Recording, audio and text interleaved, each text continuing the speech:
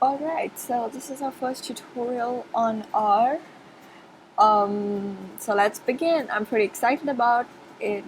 I'm assuming to continue the lectures you guys have installed R already on your system. Just a quick look of how the console of R looks. It's pretty much like this.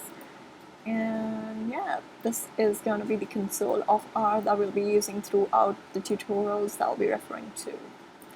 Having said that, let's just start some basic concepts on R without talking much of its history, but for sure I'm going to give you some general background about R as a language and move towards the basic concepts in R. So we've got lots to cover, let's get going. The first thing is, the first obvious question is, what is R? So R is a language for statistical computing.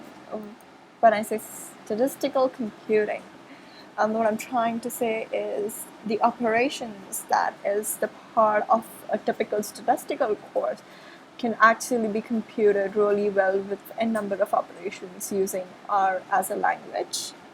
It was discovered in Auckland, New Zealand, and this is an open source implementation of S. Yes, S as in the sun.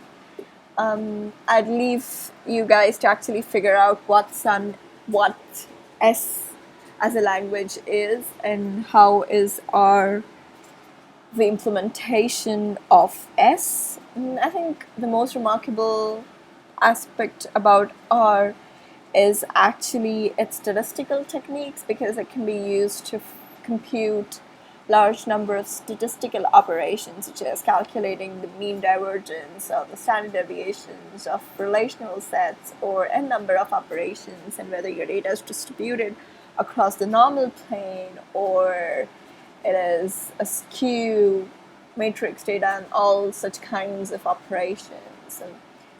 And I personally believe that such kind of operations will be sort of slightly tedious if they were supposed to be performed directly on object-oriented programming languages.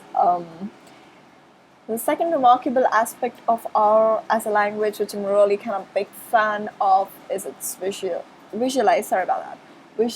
capabilities.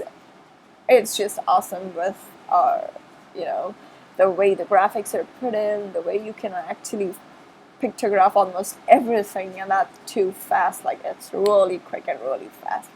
Probably the lines of code, if you try to design something really similar in C or C++ or Java, might take lines of codes which are sort of done like real quick using R. So that's one cool thing about R as a language.